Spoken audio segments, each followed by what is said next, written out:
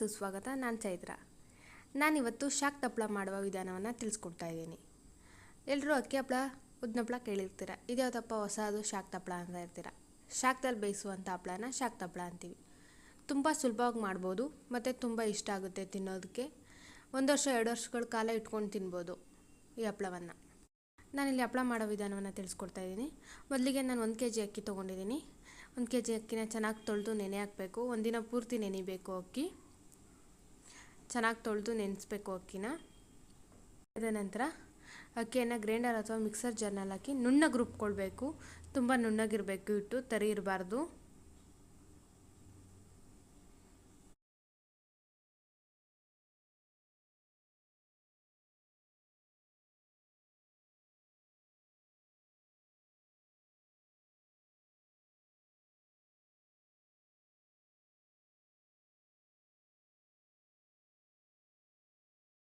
ರುಬ್ಬಿರುವಂಥ ಹಿಟ್ಟಿದು ನೋಡಿ ಎಷ್ಟು ನುಣ್ಣಗಿದೆ.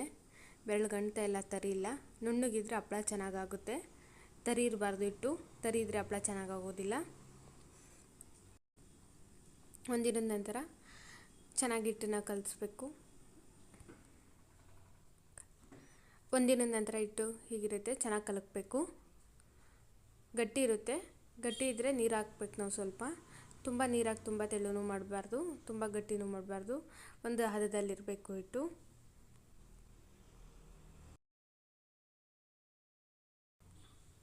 ಚೆನ್ನಾಗಿ ಕೈಡ್ಸಿದ ನಂತರ ರುಚಿಗೆ ತಕ್ಕಷ್ಟು ಉಪ್ಪನ್ನು ಸೇರಿಸ್ಕೊಳ್ಳಿ. ಬೇಕು ಅನ್ನೋರು ಜೀರಿಗೆ ಮತ್ತು ಎಳ್ಳು ಕೂಡ ಆ್ಯಡ್ ಮಾಡ್ಬೋದು. ನಾವು 1 ವರ್ಷ ಅಥವಾ 2 ವರ್ಷ ಇರೋ ಕಾರಣ ಜೀರಿಗೆ ಮತ್ತು ಎಳ್ಳು ಸೇರಿಸ್ತಿಲ್ಲ. ಜೀರಿಗೆ ಎಳ್ಳು ಕೆಲವೊಮ್ಮೆ ಹಪ್ಪಳ ಕೆಡಲು ಕಾರಣ ಆಗುತ್ತೆ. ಹಾಗಾಗಿ ಇದರಲ್ಲಿ ಇಡ್ಲಿ ತಟ್ಟೆ ಸ್ಟ್ಯಾಂಡ್ ತೊಗೊಂಡಿದ್ದೀನಿ ನಾನು. ಇಡ್ಲಿ ತಟ್ಟೆ ಸ್ಟ್ಯಾಂಡ್ 2 ತೊಗೊಳ್ಬೇಕು. ಶಾಕ್ ಹಪ್ಪಳ ಬೇಯಿಸೋಕ್ಕೆ 2 ಸ್ಟ್ಯಾಂಡ್ ಬೇಕು. 1 ಸ್ಟ್ಯಾಂಡ್ ಮನೇಲಿದ್ದರೆ ಇನ್ನೊಂದು ಸ್ಟ್ಯಾಂಡ್ ಪಕ್ಕದ ಮನೆಯವ್ರ ಹತ್ರ ಅಥವಾ ಇನ್ನೊಂದನ್ನು ಬೈ ಮಾಡಿ ಇಟ್ಕೊಳ್ಳಿ. ತಟ್ಟೆ ಸ್ಟ್ಯಾಂಡ್ ಹಿಡಿಯುವಂಥ ಇಡ್ಲಿ ಪಾತ್ರೆ ತೆಗೆದುಕೊಳ್ಳಿ ಅಥವಾ ಉದ್ದನೆಯ ಹಂಡೆ ತೆಗೆದುಕೊಂಡ್ರೂ ಆಗುತ್ತೆ. ಇಲ್ಲಿ ನೋಡ್ತಾ ಇದ್ದೀರಾ, ನಾನಿಲ್ಲಿ ಈ ಪಾತ್ರೆ ತೊಗೊಂಡಿದ್ದೀನಿ ತಟ್ಟೆ ಸ್ಟ್ಯಾಂಡ್ ಇಡುವ ಸಲುವಾಗಿ. ಪಾತ್ರೆಗೆ ನೀರಕ್ಕೆ ಸ್ಟವ್ ಮೇಲೆ ಇಡ್ತಾಯಿದ್ದೀನಿ. ನೀರು ಕುದಿಯುತ್ತಿರುವಾಗ ನಾವು ಸ್ಟ್ಯಾಂಡ್ ಇಡಬೇಕು.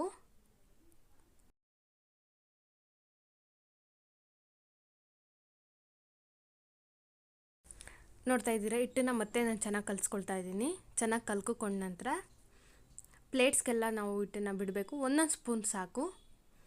1 ಸ್ಪೂನ್ ಹಿಟ್ಟನ್ನು ಒಂದೊಂದು ಪ್ಲೇಟಿಗೆ ಬಿಡಬೇಕು ನಾವು. ಹಾಗೆ 5 ಪ್ಲೇಟ್ಸ್ಗೂ ನಾವು ಹಿಟ್ಟನ್ನು ಹಾಕ್ಕೊಂಡು ಇಟ್ಕೊಳ್ಬೇಕು. ನಿಧಾನಕ್ಕೆ ತಿರುಗಿಕೊಳ್ಬೇಕು, ವೃತ್ತಾಕಾರ ಬರುವಂತೆ. ನೋಡ್ತಾ ಇದ್ದೀರಾ, ಇಲ್ಲಿ ತಿರಿತಾ ಇದ್ದೀನಿ. ಹಾಗೆ ತಿರ್ದು ಪ್ಲೇಟ್ಸ್ ತುಂಬ ಹರಡ್ಕೊಳ್ಬೇಕು ಹಿಟ್ಟು. ನಂತರ ಸ್ಟ್ಯಾಂಡ್ಗೆ ಪ್ಲೇಟ್ಸ್ನೆಲ್ಲ ಜೋಡಿಸಿ ಸ್ಟ್ಯಾಂಡ್ನ ಇವಾಗ ನಾವು ಸ್ಟವ್ ಮೇಲೆ ಇಟ್ಟಿರುವಂಥ ಪಾತ್ರೆ ಒಳಗೆ ಸೇರಿಸಿ ಇಡಬೇಕು. ನಂತರ ಪ್ಲೇಟ್ನ ಮುಚ್ಚಬೇಕು. ನೀರು ಆವಿ ಆಗ್ತಾ ಇರುತ್ತೆ, ಆಗ ಪ್ಲೇಟ್ನ ಸರಿ ಮುಚ್ಚಿ. ಪ್ಲೇಟ್ ಓಪನ್ ಇದ್ದರೆ ನೀರು ಆವಿಯಾಗಿ ಬಿಡುತ್ತೆ. ನಾವು ಇನ್ನೊಂದು ಸ್ಟ್ಯಾಂಡ್ ಪ್ಲೇಟ್ಸ್ಗೂ ಹಾಗೆ ಹಿಟ್ಟನ್ನು ಹಾಕಿ ಪ್ಲೇಟ್ಸ್ನ ರೆಡಿ ಮಾಡಿ ಇಟ್ಕೊಳ್ಬೇಕು. ಸ್ಟ್ಯಾಂಡ್ ರೆಡಿ ಇದೆ ಇನ್ನೊಂದು. ತುಂಬ ಸುಲಭ ಹಪ್ಪಳ ಮಾಡೋದು, ಆದರೆ ಟೈಮ್ ಬೇಕಷ್ಟೆ. 7 ನಿಮಿಷ ಅಲಾರಾಮ್ ಇಟ್ಕೊಳ್ಳಿ. 7 ನಿಮಿಷದ ನಂತರ ಹಪ್ಪಳ ಬೆಂದಿದೆ. ನಾವು 1 ಸ್ಟ್ಯಾಂಡ್ನ ಎತ್ಕೊಂಡ್ವಿ, ನಂತರ ಇನ್ನೊಂದು ಸ್ಟ್ಯಾಂಡ್ ಇಡಬೇಕು. ಬೆಂದಿರುವಂಥ ಬಿಸಿ ಸ್ಟ್ಯಾಂಡ್ ಇರುತ್ತೆ, ಹಪ್ಪಳ ಬೆಂದಿರುತ್ತಲ್ವ, ಅದನ್ನು ಬಟ್ಟೆ ಸಮೇತ ಅಥವಾ ಇಕ್ಕಳ ಸಹಾಯದಿಂದ ಎತ್ಕೊಳ್ಳಿ. ಹಾಗೆ ಕೈಯಲ್ಲಿ ಹಿಡಿಬೇಡಿ, ಸುಡುತ್ತೆ. ಇನ್ನೊಂದು ಸ್ಟ್ಯಾಂಡ್ನ ಇಟ್ಟು ಮುಚ್ಚಳ ಮುಚ್ಚಿದ್ದೀನಿ.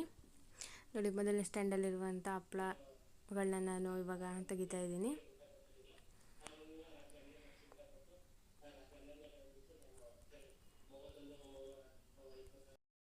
ನೋಡ್ತಾ ಇದ್ದೀರಲ್ಲಿ ನಾನು ಹಪ್ಪಳ ಇರುವಂಥ ಪ್ಲೇಟ್ಸ್ಗಳನ್ನ ಒಂದು ಪಾತ್ರೆಯಲ್ಲಿರುವಂಥ ನೀರು ಗಜ್ಜಿತಾ ಇದ್ದೀನಿ. ಯಾಕಂದರೆ ಹಪ್ಪಳ ಬಿಸಿ ಇರುತ್ತೆ, ಎಳೆಯೋಕ್ಕೆ ಕಷ್ಟ ಆಗುತ್ತೆ. ಹಾಗಾಗಿ ಬಿಡಿಸ್ಕೊಳ್ಬೇಕಾದ್ರೆ ತಣ್ಣಗಿರಬೇಕು ಹಪ್ಪಳ. ಹೀಗೆ ನೀರು ಗಜ್ಜಿಟ್ಕೊಂಡ ನಂತರ 5 ಪ್ಲೇಟ್ಸನ್ನು ನಾನು ಇಲ್ಲಿ ನೋಡ್ತಾ ಇದ್ದೀರಾ, ತೋರಿಸ್ತಾ ಇದ್ದೀನಿ. ಹೀಗೆ ಒಂಚೂರು ಎಳೆದ್ರೆ ಸಾಕು, ಹಪ್ಪಳಗಳೆಲ್ಲ ಬಿಡುವಾಗ ಬರುತ್ತೆ. ಬಿಡಿಸಿದ ನಂತರ ಒಂದು ಪ್ಲೇಟಲ್ಲಿ ಹಾಕ್ಕೊಳ್ತಾ ಇದ್ದೀನಿ. ಎಲ್ಲ ಹಪ್ಪಳಗಳನ್ನು ಹೀಗೆ ಬಿಡಿಸ್ಕೊಳ್ಬೇಕು.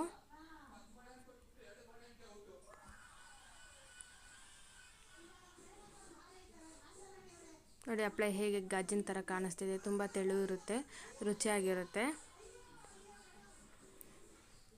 ಇನ್ನೊಂದು ವಿಧಾನ ಹೇಳ್ತಾ ಇದ್ದೀನಿ. ಹಪ್ಪಳ ಬೇಗ ಒಣಗಬೇಕು ಅಂದರೆ ನೀರಲ್ಲಿ ಅಜ್ಜಿದ ತಕ್ಷಣ ಈಗ ಬಟ್ಟೆಯಲ್ಲಿ ಒರೆಸ್ಕೊಳ್ಬೇಕು. ಆವಾಗ ಹಪ್ಪಳ ಬೇಗ ಒಣಗುತ್ತೆ. ಎಲ್ಲ ಪ್ಲೇಟ್ಸ್ನ ಈಗ ಒರೆಸ್ತಾ ಇದ್ದಾರೆ. ಒರೆಸಿಟ್ಕೊಂಡು ಹಪ್ಳಗಳನ್ನ ಬಿಡಿಸ್ಕೊಳ್ಬೇಕು. ಬಿಡಿಸಿದ ನಂತರ ಪ್ಲೇಟಲ್ಲಿರುವಂಥ ಹಪ್ಳಗಳನ್ನೆಲ್ಲ ನಾನು ದುಪ್ಪಟ್ಟ ಅಥವಾ ಸ್ಯಾರಿ ಮೇಲೆ ಹಾಕಬೇಕು. ನಾನಿಲ್ಲಿ ದುಪ್ಪಟ್ಟದ ಮೇಲೆ ಹಾಕ್ತಾಯಿದ್ದೀನಿ. ದುಪ್ಪಟ್ಟದ ಮೇಲೆ ಹಾಕಿದ್ರೆ ನೀರು ಇರ್ಕೊಳ್ಳುತ್ತೆ, ಇದ್ದರೆ ಬೇಗ ಒಣಗುತ್ತೆ. ಹಾಗಾಗಿ ನೋಡಿ, ಹೀಗೆ ಎಲ್ಲ ಹಪ್ಪಳಗಳು ಸಿದ್ಧವಾಗಿದೆ. ಇದೆಲ್ಲ ಸ್ವಲ್ಪ ಆರಿದ ನಂತರ ಬಿಸಿಲಲ್ಲಿ ಒಂದು 2-3 ಗಂಟೆ ಒಣಗಿಸಿದ್ರೆ ಸಾಕು, ಜಾಸ್ತಿ ಸಮಯ ಏನು ಬೇಕಿಲ್ಲ.